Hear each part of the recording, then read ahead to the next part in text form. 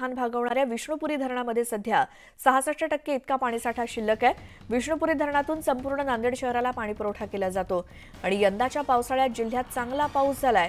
August महिन्यात विष्णुपुरी धरण 100% भरलं होतं, मात्र 4 महिन्यात पाणीसाठा कमी झाला आणि सध्या नांदेड शहराला 2 दिवसाआड पाणी पुरवठा केला जातोय। मात्र धरणातील पाणीसाठा कमी होत असल्यामुळे आगामी काळात पाणी कपातीचा निर्णय घेतला जाण्याची शक्यता आहे। त्यामुळे नांदेडकरांना पाणी जपून वापरावं लागणार तर आहेच, शिवाय पाणी गळती आणि पाणी चोरी थांबवण्याचं मोठं आव्हान प्रशासनापुढे असणार आहे। अधिक माहितीसाठी जाऊयात, आमचे प्रतिनिधी मुजीब शेख आपल्या सोबत जोडले गेलेत। मुजीब, काय परिस्थिती आहे तिथली पाण्याची? आता मी उभा आहे विष्णुपुरी या धरणावरती। या धरणामधूनच संपूर्ण नांदेड शहराला 12 महिने जो पाणी पुरवठा केला जातो।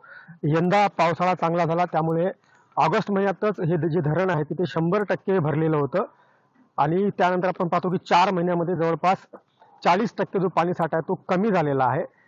आता आगामी काळामध्ये उन्हाळा लागणार आहे, 4 महिने उन्हाळ्याचे असतील, त्या काळात देखील मोठ्या प्रमाणामध्ये पाण्याची मागणी वाढलेली असते।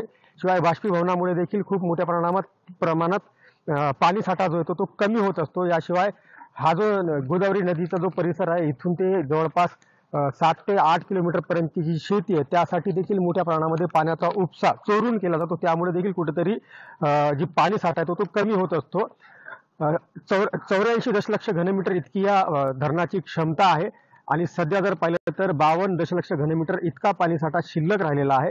आगामी काळात नांदेडकरांना पाणी तर जपून वापरावंच लागणार आहे। शिवाय प्रशासनाला देखील या पाण्याचं नियोजन चांगल्या पद्धतीने करावं लागणार आहे, कारण की आगामी काळात उन्हाळा आणि जर का पावसाळा लांबला तर आणखीन जी टंचाईची शक्यता आहे ती तीव्र होईल अशी शक्यता आहे।